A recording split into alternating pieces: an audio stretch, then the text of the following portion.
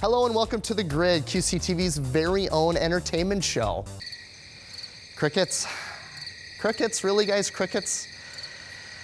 Come on, guys. Crickets, really? Can you please just give me a laugh track, please? Yes, there we go. Okay, all right, thank you.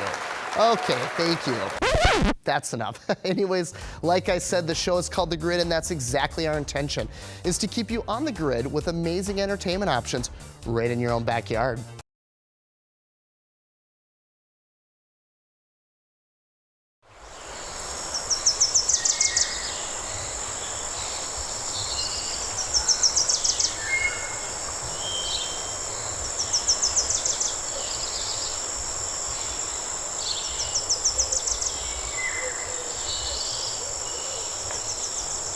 It's a beautiful summer morning here in Champlin, Minnesota, and we are at Bauer's Berry Farm.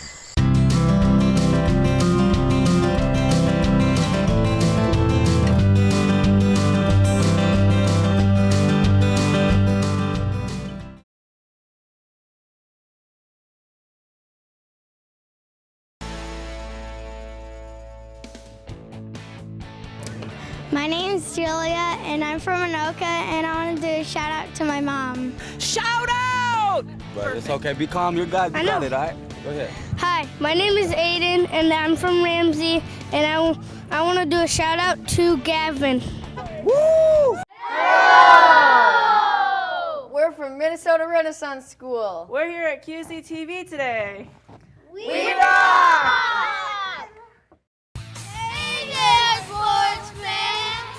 We're from Pack 606 Den 4. We hope you're enjoying the game!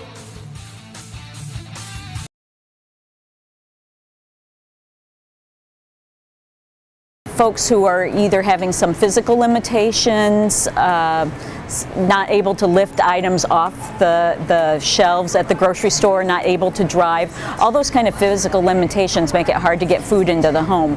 And so we've got folks who, once the food is in their home and our drivers can help put it away, then they're able to cook and prepare the meals and live a healthy and safe life.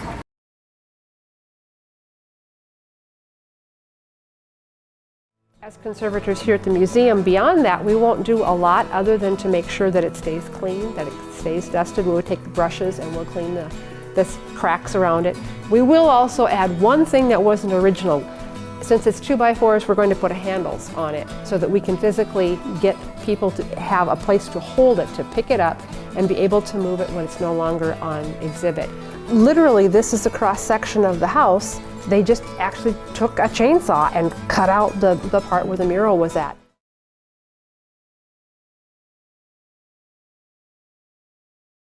We spend a lot of time in Norway with Anya's grandmother, who feeds the animals, the squirrels and the birds.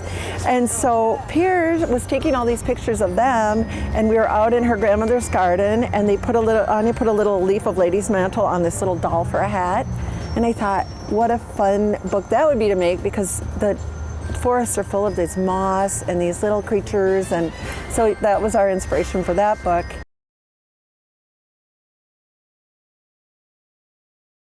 So you don't have to hide from your fears, much like Ollie does in the book, but to know that if you talk about it, you're not alone, and you have a better outcome. And happy endings is because Ollie had a happy ending once he dealt with his problems together with someone else. And that's the outcome, I think, that I would want to have the takeaway of the book being, is that you don't have to be alone, and that you can cope and have a better ending than if you were to do it alone.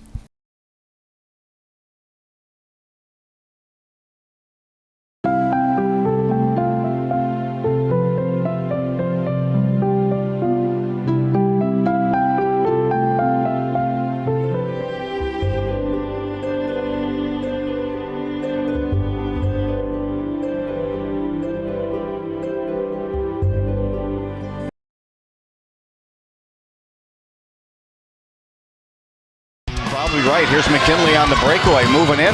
Oh, he throws it down. Wow, Joe. Oh, he threw that one down. It didn't look like he was going to, and he exploded over the top of Leisner. And gets the foul.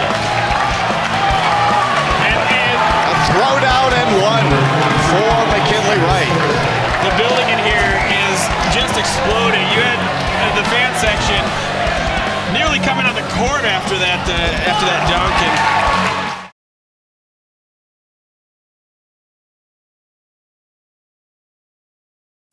As far as the functions of the dive team, we do obviously look for drowning victims that have gone in, but we do also occasionally we're used for finding either weapons or articles, pieces of evidence that have gone into a water body and need to be recovered. Most often it's going to be a weapon like a firearm or a knife.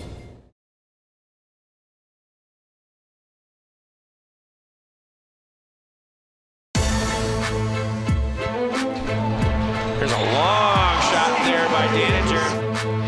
Nice play by Krimble, earning the and one.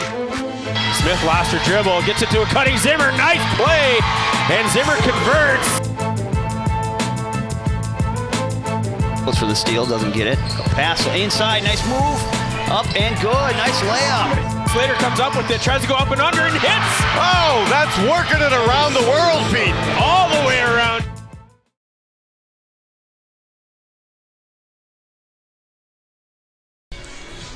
Now coming up, oh my goodness. I'm glad we're up a ways from that character. And this is the 2015 General Festival float that is carrying Pat Miner, our president, VP Heidi Wells, who you just saw there on the microphone greeting the crowd, our button sales winners from Wilson Franklin and St. Stephen's schools. Looks like they're all having a fun time.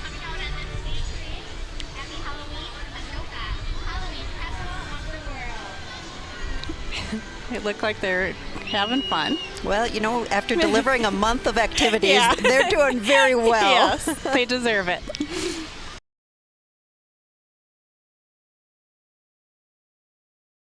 Is the child hungry? Has the child not eaten? Are there problems at home? Has something not been diagnosed? Are there things that can be done to assist that child and to make them successful? And also to make the teacher as effective as possible. Great, thank you. Okay, Mr. Simmons.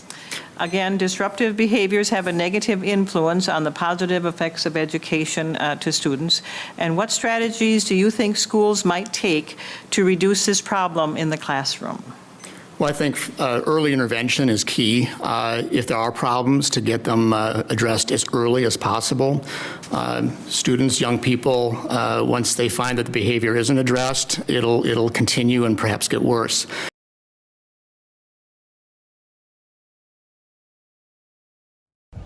It's a beautiful day here at Rum River Regional Park. What are all these people doing here?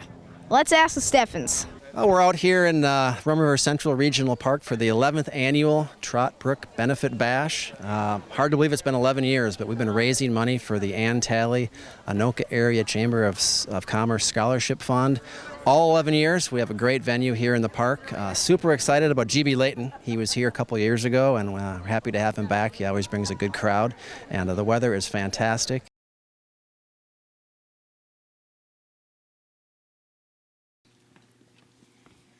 Oh, splendid, splendid. Now, Flora, please come sit with me.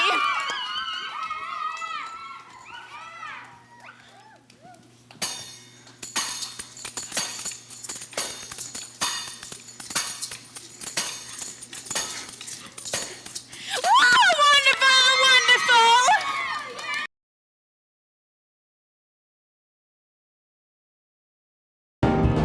Jingle bells, jingle all the way. Oh, what fun it is to ride in a one-horse open sleigh. Jingle bells, jingle all the way. Oh, what fun it is to ride in a one-horse open sleigh.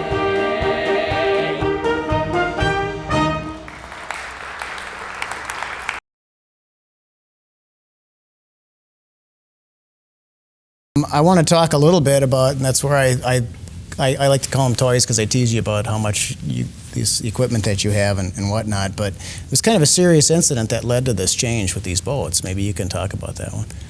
Well, it was after we had what I call a near miss, and that was assisting Ramsey on their issue in the water. It was a couple of years ago, an SUV go in the water, and they called us for mutual aid. We deployed both of our boats, and it was really early in the morning. I want to say about 1:30 in the morning, something in that nature. Exactly. Dark, cold. Dark. Ice in the cold. water. It was, yes, it was all the above, and I guess the perfect storm of conditions, if you will. Now, currently we have a 17-foot Lund.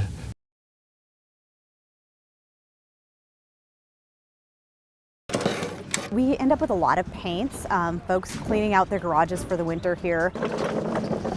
Lawn chemicals, things that say combustible, explosive, hazardous, those are the types of materials that we collect. Use motor oil, use motor filters, old gasoline, fluorescent light bulbs, things that are considered hazardous when you're cleaning out your house. Any of the corrosive cleaning chemicals that you may have in your home, those we collect as well. We subcontract with a company called Veolia. They run our household hazardous waste facility located in Blaine. Currently the facility located in Blaine is open 4 days a week for folks, and then we start winter hours in November where it's open 2 days a week.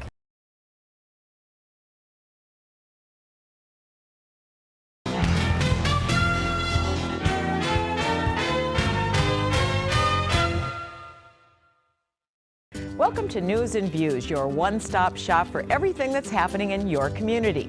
Starting out in the city of Ramsey this month, we are joined by City Council member Jill Johns. Jill is here to update us on the current state of the City Council in Ramsey. And City Planner Chris Anderson is here to talk about groundwater as well as some recycling news that you can use.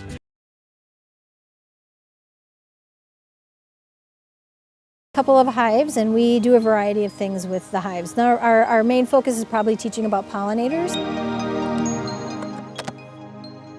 Sherry Taplin is an interpretive naturalist at Wargo, and she says her goal is in education, not in honey production. For young kids, it's really is continuing learning about insects. So that bees are insects, parts of insects, and the social structure.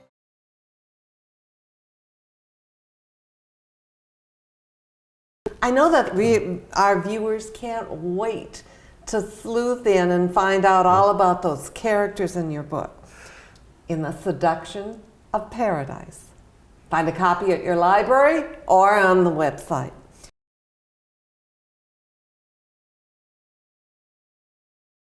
It really makes an amazing difference for the 4, 5, 6-year-olds.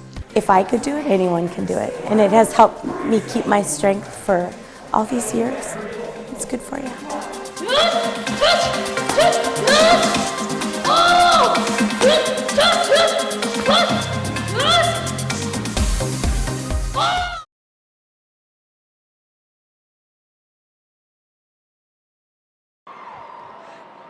It is my pleasure at this time to introduce to you and present the class of 2015. Congratulations, Rebels.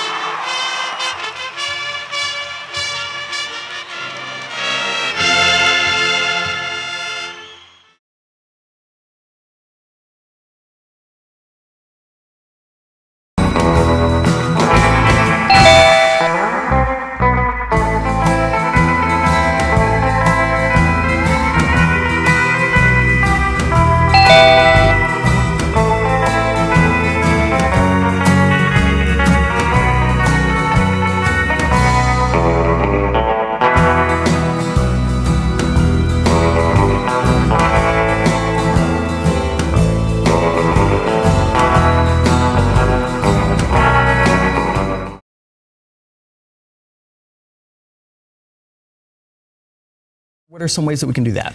Just noticing our emotions.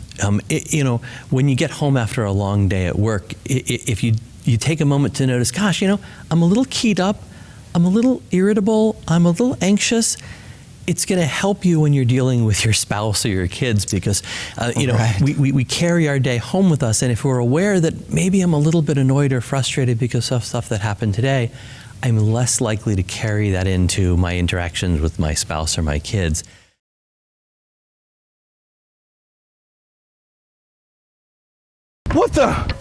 What are you doing in my car? Oh, hi there, I'm just along for the ride. I was hiding in that piece of wood that you just picked up. I'm assuming you're having a campfire. Well, I'll just tag along and check out your healthy trees, maybe, infest them and kill them off. No big deal.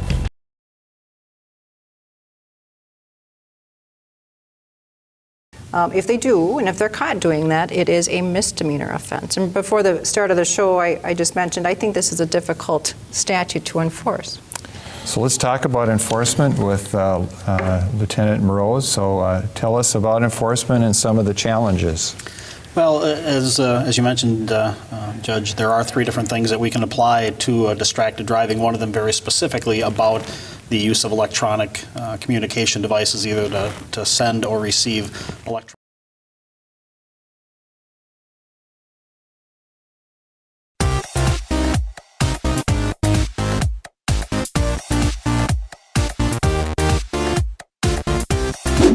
What I like about QCTV is that I can watch local programming even when I'm away at school in Boston. I just go to QCTV.org and I can find out what is happening in Anoka, Andover, Ramsey, and Champlin.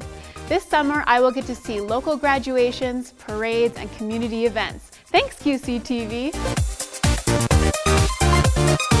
Want to know what is going on in your city hall? Watch News and Views.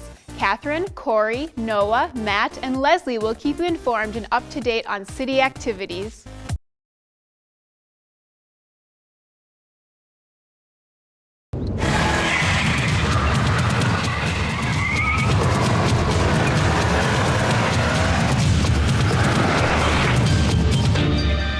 Whoa, whoa, whoa. I'm not sure what's about to happen next, but we're already off to a really bad start. And this situation is only going to escalate. So let's back up, figure out what could have been done differently to avoid this.